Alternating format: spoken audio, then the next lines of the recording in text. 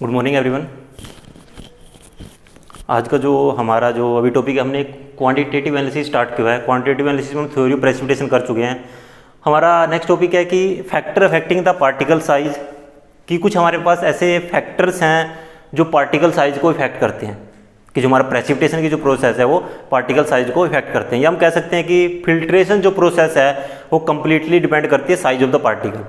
ये जो प्रेसिपिटेशन है वो किस तरह से हो रहा है। अगर साइज ऑफ द पार्टिकल अच्छा है, इस पार्टिकल का साइज अच्छा है, लार्ज पार्टिकल साइज है, तो आप उसको इजीली फिल्टर कर सकते हो। अगर पार्टिकल का साइज कम हो जाता है, इमल्सन बन जाते हैं, कहीं पे गमी हमारे पास लिक्विड बन जाता है, तो उसको आप फिल्टर नहीं कर सकते। सो जो हमारा टॉपिक है कि size of the particle and precipitate, particle size of the precipitate. हमारा फर्स्ट टॉपिक क्या है? Particle size of the precipitate. Particle size of the precipitate, कि जो हमारे पास पार्टिकल है उसके साइज पे, the size of the particle making a precipitate. Normal सी बात है कि जो पार्टिकल का साइज है वही एक प्रेसिपिटेट बनाएगा कंप्लीट, क्योंकि छोटे छोटे पार्टिकल होते हैं जब एक दूसरे के साथ कंबाइन होते हैं तभी हमारे पास कंप्लीटली जो प्रोसेस होती है वो होती है प्रेसिपिटेशन होती है। So particle size of the precipitate क्या है कि the size of the particle of the precipitate profoundly affects the ease and completeness of the filtrating process। कि जो हम फिल्ट्रेशन करते हैं, जैसे मैंने आपको कहा था कि जो साइज ऑफ द पार्टिकल जो प्रेसिपिटेट है कंप्लीटली उस पर डिपेंड करता है कि आपका जो फिल्ट्रेशन की जो प्रोसेस है वो कितना ईजिली होगी, कितना टाइम उसमें आपको लगेगा, कितना ईजिली आप उसको फिल्टर कर पाओगे। सो कोर्स पार्टिकल्स जनरली वो होते हैं जिनका साइज थोड़ा बड़ा होता है, और रफ पार्टिकल होते हैं उनका साइज थोड़ा रफ होता है, वो ज़्यादा हम ये कह सकते हैं कि ज़्यादा सॉफ्ट नहीं होते, क्योंकि जो सॉफ्ट नेचर का जो पार्टिकल होता है वो एक दूसरे के साथ अच्छे से कंबाइन नहीं होता। जब वो रफ होता है तो एक दूसरे के साथ कंबाइन होकर वो लार्ज साइज के पार्टिकल बना लेता है। अगर पार्टिकल का साइज ज़्यादा है, कोर्स पार्टिकल है, कोर्स मीन्स होता है पार्टिकल का साइज अगर ज़्यादा है, COARSE, कोर्स मीन्स होता है रफ सरफेस, आप ये लिख सकते हो रफ सरफेस। कोर्स पार्टिकल अगर मैं यहाँ पे लिख रहा हूँ तो मैं उसको मेंशन कर सकता हूँ रफ सरफेस पार्टिकल्स। ओके, अगर आपके पास जो पार्टिकल का जो साइज अगर वो कोर्स पार्टिकल आपको वो भी प्रेसिपिटेट कैन बी फिल्टर्ड। इस तरह के जो पार्टिकल्स होते हैं कोर्स पार्टिकल, उनको हम इजीली फिल्टर कर सकते हैं, कैन बी फिल्टर्ड इजीली, उसको क्या है इजीली फिल्टर किया जा सकता है। बट जो फाइनली डिवाइडेड बिल्कुल फाइन पार्टिकल है उनको आप इतना इजीली फिल्टर नहीं कर सकते, और जिनका can be filtered easily and A fast rate, उनका जो इजी और जो फिल्ट्रेशन का रेट होगा वो क्या होगा, फास्ट होगा। बट फाइनली डिवाइडेड पार्टिकल, जो हमारे पास फाइनली डिवाइडेड पार्टिकल होते हैं, फाइनली डिवाइडेड पार्टिकल्स मीन्स, अगर मैं आपको एक एग्जांपल देता हूँ, manual example, finally divided particles have slow filtration. उनकी जो फिल्ट्रेशन की जो प्रोसेस होती है वो क्या होती है, स्लो होती है, हैव स्लो फिल्ट्रेशन प्रोसेस। आप इसको इस तरह से समझ सकते हो कि जैसे मेरे पास, अगर मैं आपको इसमें एग्जांपल की बात करें हम, हाँ, जैसे आपके पास, अगर मैं आपको एक बिल्कुल नॉर्मल एग्जांपल, तो आपके पास आटा है, ठीक है, आटे को आपने डिजोल्व कर लिया, ठीक है, आपने इसको वाटर में मिक्स कर लिया। सो उसका जो पार्टिकल का साइज होता है बहुत स्मॉल पार्टिकल का साइज होता है, पार्टिकल का साइज इतना ज़्यादा नहीं होता, ठीक है, और अगर आप उसको फिल्टर करना चाह रहे हो तो आपको इतने इजीली वो फिल्टर नहीं करेगा, उसमें बहुत आपको टाइम लग जाएगा। ध्यान से सुनना, आपके पास आटा है, गेहूं का आटा है, ठीक है, आपने उसको वाटर में मिक्स किया, वाटर में मिक्स करने के बाद वो कंप्लीटली डिजोल्व नहीं होगा, आपके पास मिल्कीनेस का सोल्यूशन आ जाएगा, ठीक है। बट अगर आपके पास सपोज करो दूसरी जगह आपके पास सैंड है, रेत को आपने वाटर में डिजोल्व किया, वाटर में मिक्स किया, किया आपने, अगर उसको फिल्टर करना चाहते हो, जो रेत के पार्टिकल होते हैं उनका साइज ज़्यादा होता है, उसमें से जो वाटर है ईजिली आपको फिल्ट्रेट आउट हो जाएगा।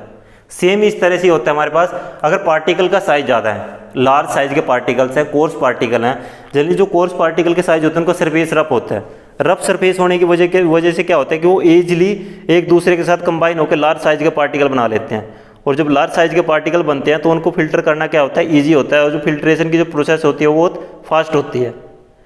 और इसमें एक चीज़ और है, अगर मैं आपको बताना चाहूँ, जो लार्ज साइज के पार्टिकल्स होते हैं उनका जो सरफेस एरिया होता है वो कम होगा, अगर जो फाइनली डिवाइडेड पार्टिकल होते हैं उनका सरफेस एरिया क्या होगा, ज़्यादा होगा। और जब सरफेस एरिया ज़्यादा होता है तो उस केस में जो एडजॉर्प्शन, जो कंटेमिनेशन, इम्प्योरिटीज़, उसके चांसेस बढ़ जाते हैं अगर पार्टिकल का जो साइज़ है वो कम है। अगर पार्टिकल का साइज़ एनफ है, मतलब अच्छा साइज़ है पार्टिकल का, तो उस केस में क्या होता है, हमारे पास जो पार्टिकल का साइज़ अगर ज़्यादा है तो उस केस में क्या होता है, हमारे पास जो कंटेमिनेशन के जो चांसेस होते हैं वो भी कम होते हैं। और जब कंटेमिनेशन के चांसेस कम होते हैं तो उस केस में जो इम्प्योरिटी है वो वहाँ पे नहीं आएगी। सो ये तो था हमारे पास particle size of the precipitate. अब कुछ ऐसे फैक्टर हैं जो अफेक्ट करते हैं पार्टिकल साइज को। Factor affecting the size of the particle, factor affecting size of the particle, कि कौन कौन से फैक्टर क्या करते हैं जो पार्टिकल के साइज को इफेक्ट करते हैं। Factors affecting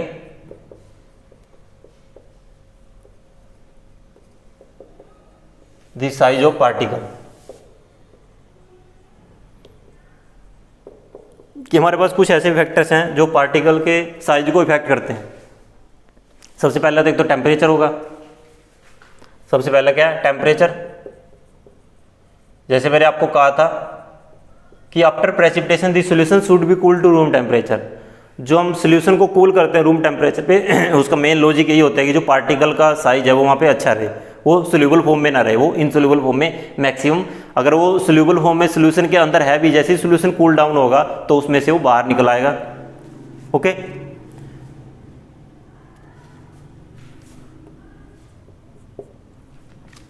okay. एक तो ये है कि फिल्ट्रेशन के टाइम जो आपका टेम्परेचर होना चाहिए वो लो होना चाहिए। Eight the time of filtration जो आपका पार्टिकल का जो टेम्परेचर है वो लो होना चाहिए। बट जब आप जो प्रेसिपिटेशन की जो फॉर्मेशन की जो प्रोसेस है, जब प्रेसिपिटेशन फॉर्मेशन कर रहे हो पार्टिकल फॉर्मेशन की, जब उस टाइम आपका टेम्परेचर ज़्यादा होना चाहिए। मैं अगर यहाँ पे लिखता हूँ temperature should be high, temperature should be high at the time of formation, कि जब आपके पार्टिकल्स बन रहे हैं at the time of formation of particle. Okay, temperature should be low और nearly room temperature, nearly room temperature at the time of filtration. आपको दोनों चीज़ों का ध्यान रखना है कि आपका फिल्ट्रेशन के टाइम टेम्परेचर क्या होना चाहिए और पार्टिकल जब फॉर्मेशन हो रही है उस टाइम आपका जो साइज है जो टेम्परेचर है वो क्या होना चाहिए। सेकंड क्या है, rate of mixing of reagent. मैंने क्या कहा था कि जो हमें रिएजेंट को मिक्स करना है वो स्लोली करना है, उसकी जो प्रोसेस है वो क्या होनी चाहिए, स्लोली होनी चाहिए। सो सेकंड क्या है, rate of mixing of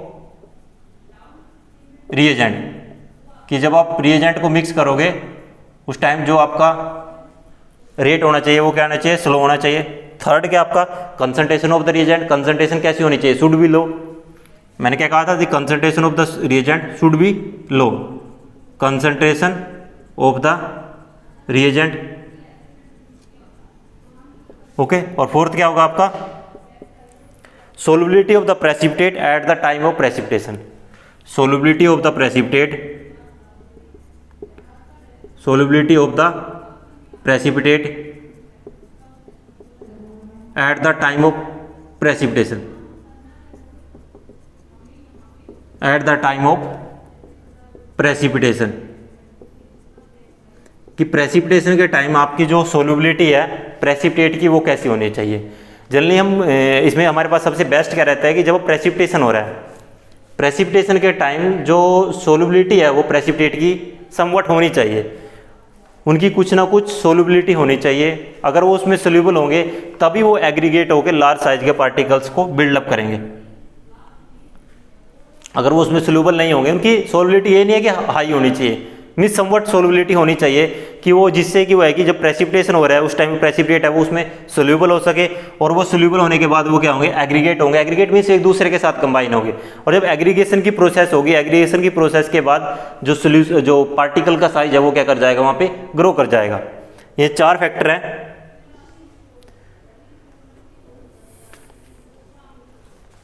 temperature, rate of mixing of reagent, concentration of the reagent and solubility of precipitate of the at the time of precipitation.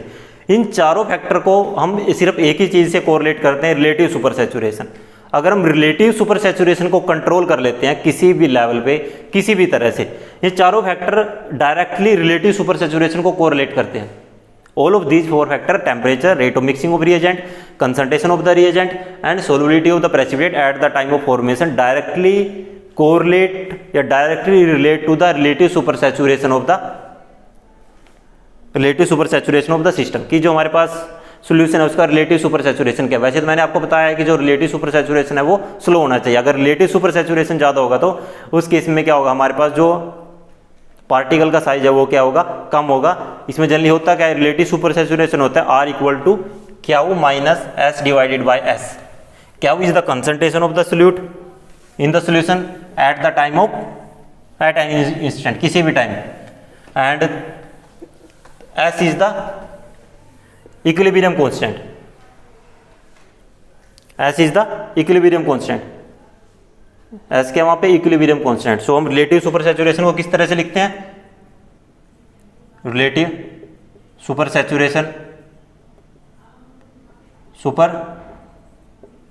Saturation, ये क्या होता है, Q minus S divided by S. S is the concentration of the solute eight any instant,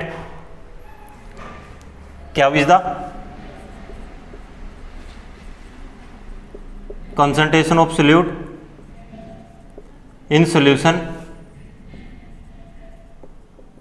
at any instant. S is the, S क्या, equilibrium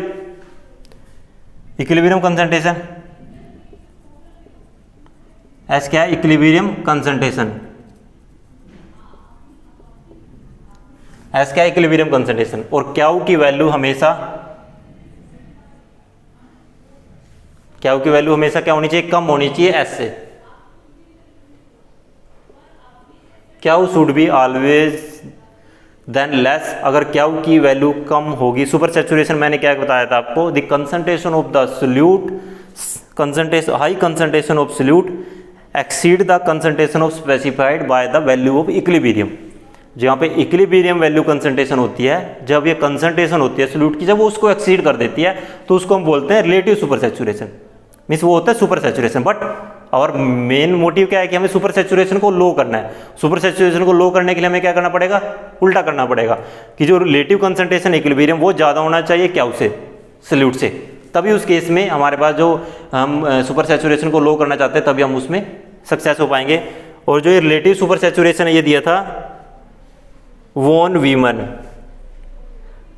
Weimar ने दिया था इसको, sorry ये है वॉन वीमर्न, WEIMARN, उसने इसको प्रपोज किया था।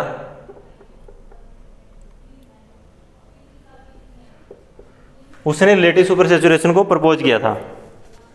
उसने क्या किया, एक्सपेरिमेंट किए। उसने एक्सपेरिमेंटल के बेसिस पे क्या बताया कि decrease in the size of the particle occurs with increasing relative super saturation. जैसे मैंने आपको कहा है कि अगर रिलेटिव सुपर सैचुरेशन ज़्यादा होगा तो साइज क्या हो जाएगा, पार्टिकल का कम हो जाएगा। उसने भी क्या किया, उसने एक्सपेरिमेंट से क्या ऑब्जर्व किया कि the size of the particle decreases as the relative super saturation increase. But हमें क्या करना है, हमें साइज ऑफ द पार्टिकल को इंक्रीज करना है। और साइज ऑफ द पार्टिकल कैसे इंक्रीज किया जा सकता है, अगर रिलेटिव सुपर सैचुरेशन कम हो जाए। So von Weimarn on his experimental investigation concluded that the size of the particle decreases as the relative supersaturation increases. But our main motive in theory of precipitation is that we have to decrease the relative supersaturation by adopting different methods like temperature, like concentration of the solute, like concentration of the reagent, like rate of the mixing of the reagent, like size of the particles at the time of its formation, like solubility of the particles at the time of its precipitation। कि जो हमारे पास ये 3 to 4 factors हैं, हमें उनको control करके हमें जो रिलेटिव सुपर सैचुरेशन है उसको स्लो करना है। इसमें उसने एक एग्जांपल दिया है कि अगर मेरे पास बेरियम थायोसाइनेट और मैग्नीशियम सल्फेट है, एग्जांपल की उसने बात की है, मेरे पास है बेरियम थायोसाइनेट, एग्जांपल आपकी बात करते हैं हम बेरियम थायोसाइनेट, बेरियम थायोसाइनेट, इनका मेरे पास एक मिक्सचर है, और मैग्नीशियम सल्फेट का, इनका लिए रिलेटिव सुपर सैचुरेशन है 1,75,000।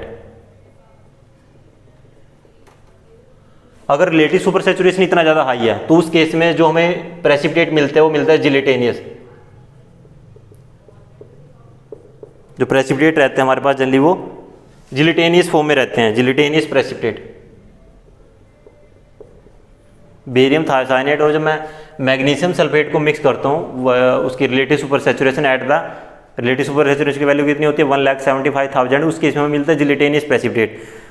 बट अगर मैं बेरियम सल्फेट अगर इन्हीं दो सॉल्यूशन की, ठीक है, रिलेटिव सुपर सैचुरेशन 3 है, अगर इन्हीं दो सॉल्यूशन का रिलेटिव सुपर सैचुरेशन क्या 3 है,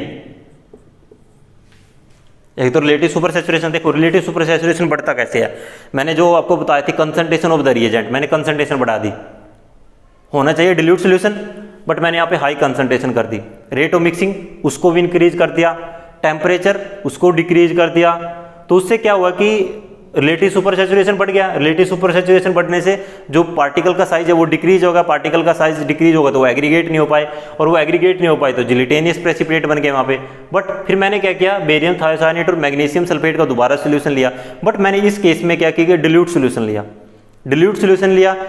डिल्यूट सोल्यूशन लेने से क्या हुआ कि रेट ऑफ मिक्सिंग को डिक्रीज कर दिया, रेट ऑफ मिक्सिंग को डिक्रीज करने से सुपर सैचुरेशन डिक्रीज हो गया, सुपर सैचुरेशन डिक्रीज होने से जो पार्टिकल का साइज है वो लार्ज साइज के पार्टिकल बने, और जो पार्टिकल का साइज था वो था 0.15 mm लेंथ, मिलीमीटर लेंथ के मेरे पास पार्टिकल्स बने।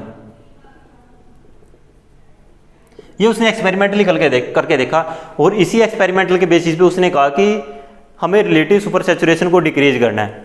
हमारे पास जैसे अगर मैं बात करूं, this one is relative super saturation,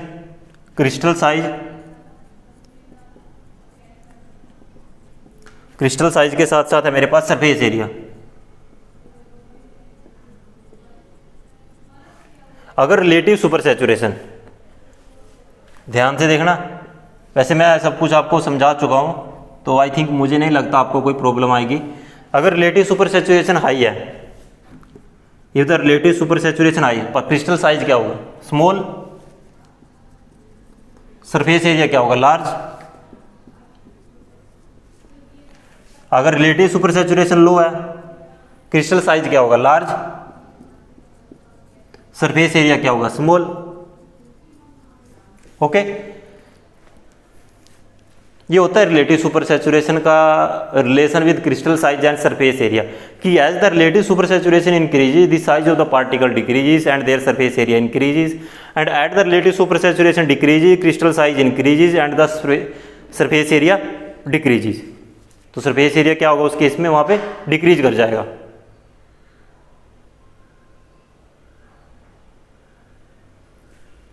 okay, सो ये हो गया हमारे पास। इसके बाद हम बात करते हैं कंडीशन फॉर प्रेसिपिटेशन, कि अगर मैं अच्छे साइज के थ्योरी ऑफ प्रेसिपिटेशन हमने कर ली, उसके बाद हम बात करते हैं कि कंडीशन, कि क्या क्या कंडीशन होनी चाहिए जिससे रिलेटिव सुपर सैचुरेशन क्या रहे, कम रहेगा। कि what is the condition for decreasing the relative super saturation, और we can say what is the condition या condition required for maintaining the relative super saturation, कि हम किस तरह से रिलेटिव सुपर सैचुरेशन को मेंटेन कर सकते हैं। सो उसके लिए हमारे पास क्या है, condition for precipitation. Condition for precipitation, कि प्रेसिपिटेशन के लिए क्या क्या कंडीशन होनी चाहिए। कंडीशन फॉर प्रेसिपिटेशन की अगर मैं बात करूं, एक तो वही बात, अब हम इससे पहले जो मैंने बात की थी हमने वो प्रेसिपिटेट की टर्म में बात की थी, बट यहाँ पे हम बात करेंगे सुपर सैचुरेशन की टर्म में। हम यहाँ पे सुपर सैचुरेशन को भी कोरिलेट करेंगे। आप ये मत समझना कि दोबारा रिपीटेशन हो रहा है। फर्स्ट पॉइंट क्या है कि precipitation should be done from dilute solution, मैं पहले कह चुका हूँ, दैट कीप्स लो क्याउ लो, जिससे क्या होगा कि जो क्याउ की वैल्यू है relative super saturation equal to Q minus S by S, और क्याउ क्या होना चाहिए, एस से कम होना चाहिए, कि precipitation should be done from dilute solution,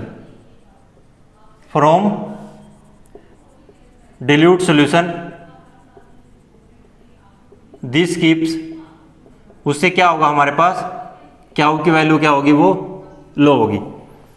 उससे क्या होगा, जो क्याउ की वैल्यू है वो क्या कर जाएगी, वहां पे डिक्रीज कर जाएगी। ओके, प्रेसिपिटेशन शुड बी, ये पॉइंट आपको याद रखना है, precipitation should be done from dilute solutions, this keeps Q low, उससे क्या होगा कि जो क्याउ की वैल्यू होगी हमारे पास वो क्या कर जाएगी, वहां पे डिक्रीज कर जाएगी। सेकंड पॉइंट क्या है कि add the precipitating reagent slowly with constant stirring, कि जो प्रेसिपिटेटिंग रिएजेंट का एडिशन करना है वो कांस्टेंट स्टरिंग के साथ करना है। Add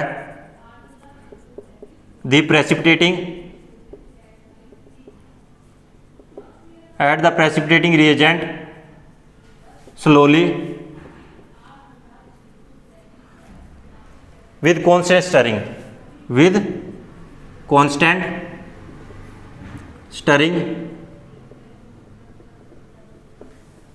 Add the precipitating reagent slowly with constant stirring. This help in keeping क्याउ low, उससे भी क्या होगा कि जो क्याउ की वैल्यू क्या हो जाएगी वहां पे लो हो जाएगी, क्याउ की वैल्यू क्या हो जाएगी वहां पे लो हो जाएगी, इससे भी this keeps Q low. Good stirring helps in preventing local excess of the reagent. मैंने आपको क्या कहा था कि मेरे पास कोई बीकर है एक, मैं जैसे आपको पहले बताया था, यहाँ पे बीकर में मेरे पास ये सोल्यूशन है। ओके, मैं प्रेसिपिटेटिंग रिएजेंट को पी आर से लिख रहा हूँ। यहाँ पे प्रेसिपिटेटिंग रिएजेंट मैंने इसमें डाला कि एक फ्रैक्शन ऑफ सेकंड के लिए जो इसका एरिया होगा लोकल एक्सेस में क्या हो जाता है, वो ज़्यादा हो जाएगा। जो कंसंट्रेशन है प्रेसिपिटेटिंग रिएजेंट की वो लोकल एक्सेस में ज़्यादा हो जाएगी यहाँ पे, जो इसका एरिया लोकल एरिया में। बट अगर मैं इसको कॉन्स्टेंट स्टरिंग कर रहा हूँ साथ के साथ, और मैं एक दूसरे साइड से उसमें डाल रहा हूँ, मैं यहाँ पे एक ग्लास रोड लगा के इसको स्टरिंग कर रहा हूँ इस तरह से।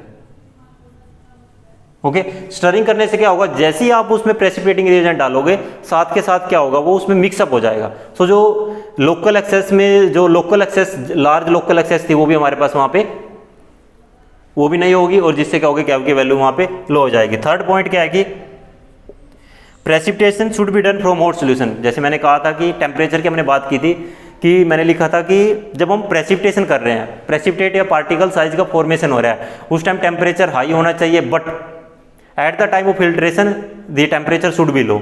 ये दोनों कंडीशन डिफरेंट है एक दूसरे के corresponding. Precipitation should be done from hot solution, precipitation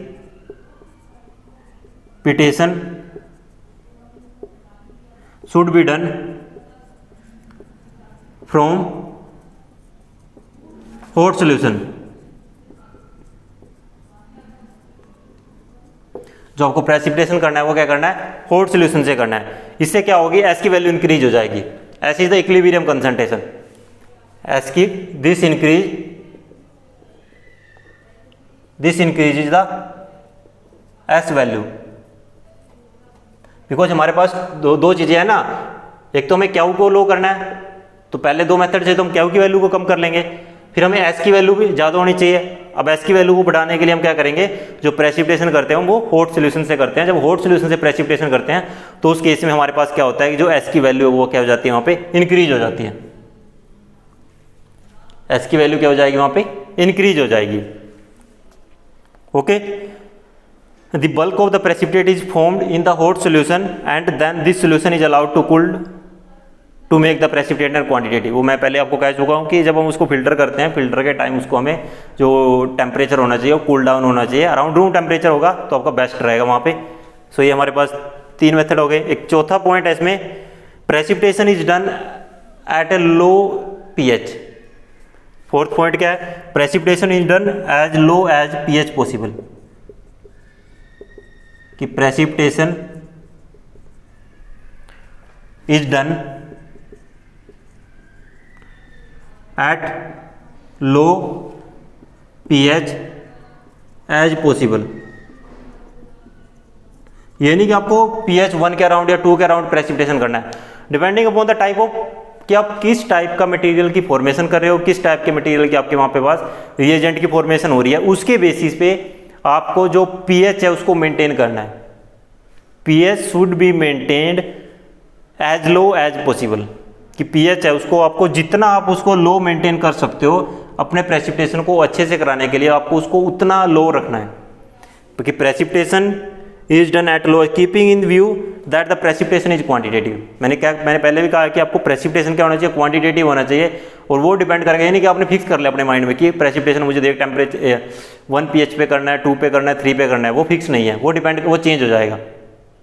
वो क्या हो जाएगा, चेंज हो जाएगा। जैसे मेरे पास एग्जांपल है कि many precipitates are soluble in acidic medium, कुछ हमारे पास प्रेसिपिटेट ऐसे होते हैं जो एसिडिक मीडियम में सोल्यूबल होते हैं, जैसे मेरे पास सिट्रेट आयन है, ओके, सिट्रेट आयन किसी दूसरी सिट्रेट अनायन किसी दूसरे उसके साथ पॉजिटिव चार्ज के साथ कंबाइन है तो प्रेसिपिटेट की फॉर्म में रहेगा।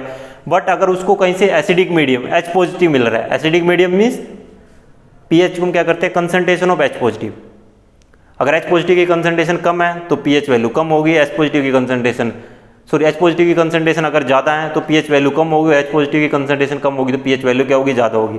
जैसे मेरे पास, मैं एग्जांपल से बात करता हूँ,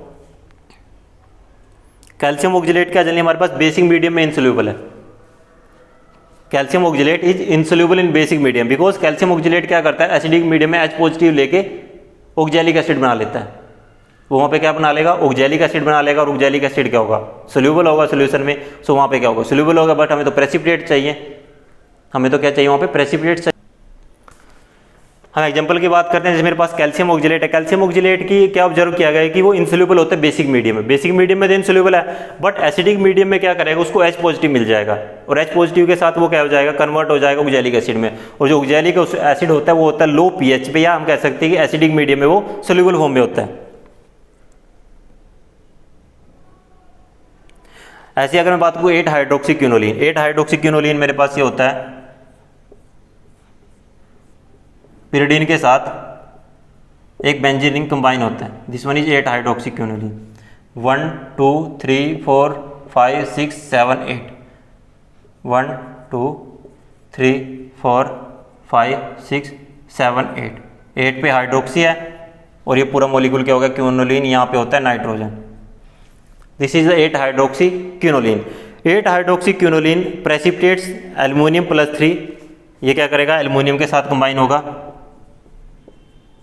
मीन्स अगर मुझे एल्युमिनियम को एक्सट्रैक्ट करना है, अगर मुझे एल्युमिनियम को एक्सट्रैक्ट करना है तो उसके लिए मुझे जो मेरे पास प्रेसिपिटेटिंग रिएजेंट रहेगा वो क्या रहेगा, 8 हाइड्रोक्सीक्विनोलिन, ये क्या वहां पे प्रेसिपिटेटिंग रिएजेंट। एल्युमिनियम +3 क्या करेगा, अगर मुझे एल्युमिनियम +3 को किसी सोल्यूशन से एक्सट्रैक्ट करना है या मुझे उसका क्वांटिटेटिव एनालिसिस करना है, सो उस केस में मुझे क्या डालना पड़ेगा, प्रेसिपिटेटिंग रिएजेंट क्या होगा मेरे पास वहाँ पे 8 हाइड्रोक्सीक्विनोलिन, और जो 8 हाइड्रोक्सीक्विनोलिन है उसके लिए वही कंडीशन रहेंगी, टेम्परेचर हाई रहेगा जब पार्टिकल साइज का फॉर्मेशन होगा, जो एडिशन करना पड़ेगा वो स्लो करना पड़ेगा, और जो प्रेसिपिटेटिंग रिएजेंट है मेरे पास उसकी भी जो कंसंट्रेशन है वो वहाँ पे कम होनी चाहिए, हाई कंसंट्रेशन नहीं होनी चाहिए, जनरली डिल्यूट सोल्यूशन की हम वहाँ पे बात करते हैं। सो एल्युमिनियम +3 ये क्या करता है, जनरली pH 4 पे सोल्यूबल फॉर्म में होता है, इसको जो हम रिएक्शन को परफॉर्म कराते हैं, is quantitatively at pH 4 but at a higher pH is required to precipitate out magnesium form. अब यहाँ पे कहना क्या चाह रहा है कि pH 4 कि अगर मुझे एल्युमिनियम को क्वांटिटेटिवली एक्सट्रैक्ट करना है, उसकी प्रेसिपिटेशन करनी है, तो मुझे pH 4 की रिक्वायरमेंट है, बट अगर यहाँ पे मैग्नीशियम है, सपोज करो एल्युमिनियम, यहाँ पे एल्युमिनियम नहीं है, यहाँ पे मैग्नीशियम है, सो मैग्नीशियम के केस में मुझे क्या करना पड़ेगा, मुझे हायर pH चाहिए, बट मैंने तो क्या कहा कि precipitation is done at low pH as possible, मैंने वहाँ पे एक चीज़ मेंशन किया, मैंने ये नहीं कहा कि precipitation is done at low pH, मैंने कहा एज पॉसिबल कि जितनी हो सकती है हमें उसको उतना लो pH पे रखना है। सो यहाँ पे क्या हो जाएगा, एल्युमिनियम +3 के साथ यहाँ पे कंबाइन हो जाएगा, जनरली इस तरह से कंबाइन होता है ये,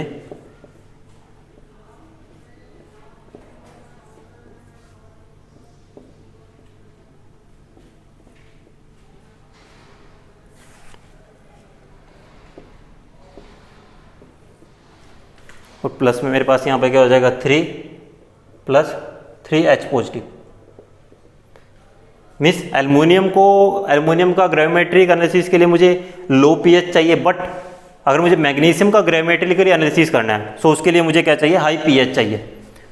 सो एक चीज़ को जो फोर्थ पॉइंट है इसमें कंफ्यूज मत होना कि हमें हमेशा लो पीएच पे प्रेसिपिटेशन करना है, उसको हम जितना लो पीएच पे मेंटेन कर सकते हैं आपको उतना मेंटेन करना है। और जनरली एक चीज़ जो नोटिस की गई, जो मैंने यहाँ पे 4 बातें, जो हमने यहाँ पे 4 पॉइंट डिस्कस किए थे कि जो हमें पीएच है, जो हमें प्रेसिपिटेशन करना है जनरली वो डिल्यूट सोल्यूशन पे करना है। डिल्यूट सोल्यूशन से क्या होगा, क्या वैल्यू कम हो जाएगी। और जो प्रेसिपिटेटिंग रिएजेंट का एडिशन करना है वो भी स्लोली करना है विद कॉन्स्टेंट स्टरिंग, वो भी क्या करेगा, that also helps in maintaining the value of क्या लो। एंड थर्ड पॉइंट क्या था कि precipitation should be done from hot solution. Precipitation को अगर हम हॉट सोल्यूशन पे करते हैं तो उससे क्या होगा कि जो हमारे पास एस की वैल्यू है वो इंक्रीज हो जाएगी। और हमारा मेन मोटिव यही है कि क्या should be greater than S, तो क्या की वैल्यू कम होनी चाहिए, एस की वैल्यू वहाँ पे ज़्यादा होनी चाहिए। क्या should be less than S, कि एस की वैल्यू वहाँ पे ज़्यादा होनी चाहिए, क्या की वैल्यू कम होनी चाहिए। फोर्थ पॉइंट क्या है, precipitation is done as low pH as possible. Okay, so इस केस में आपको ध्यान रखना है एल्युमिनियम के लिए मुझे लो पीएच चाहिए, 3 के अराउंड चाहिए, बट अगर यहाँ पे मैग्नीशियम है तो मुझे वहाँ पे पीएच क्या चाहिए, हाई पीएच चाहिए। सो ये कोई जरूरी नहीं है कि आपको हमेशा लो पीएच पे रिएक्शन करनी है, आपकी जो रिएक्शन है वो हाई पीएच पे भी हो सकती है, बट आपको क्या करना है, जितनी लो आप मेंटेन कर सकते हो आपको उसको उतना लो मेंटेन करना है अगर पॉसिबल हो सके। So thank you. इस टॉपिक में इसमें हमने जनरली ओनली फैक्टर ही डिस्कस किए हैं कि कौन से हमारे फैक्टर्स हैं जो पार्टिकल साइज को इफेक्ट करते हैं, ये कि हमारे पास जो पार्टिकल साइज है वो कौन कौन से फैक्टर से इफेक्टेड होता है। और साथ में हमने इसमें एक चीज़ और डिस्कस की है कि ऐसे कौन कौन से फैक्टर हैं जिनकी हेल्प से हम जो पार्टिकल साइज उसको हम मेंटेन कर सकते हैं, जो हमारा पार्टिकल साइज उसको हम इंक्रीज कर सकते हैं, ग्रो कर सकते हैं। और रिलेटिव सुपर सैचुरेशन कैसे जो पार्टिकल साइज है उसको इनहेंस कराने में या पार्टिकल साइज को बढ़ाने में, या पार्टिकल का साइज क्या वो अच्छा हो जिससे हमारी जो फिल्ट्रेशन का जो ऑपरेशन है, जो फिल्ट्रेशन की प्रोसेस है वो अच्छे से कंप्लीट हो सके, उसके लिए हमें रिलेटिव सुपर सैचुरेशन को कैसे मेंटेन कर सकते हैं, कैसे हम क्या की वैल्यू को लो कर सकते हैं, कैसे हम एस की वैल्यू को इंक्रीज कर सकते हैं। सो ये हमने इसमें 3 to 4 मेथड्स, 3 to 4 जो हमारे पास फैक्टर्स थे उन्हें हमने वहाँ पे डिस्कस किया। सो आई होप यह टॉपिक आपको समझ में आया होगा। So thank you for watching the video.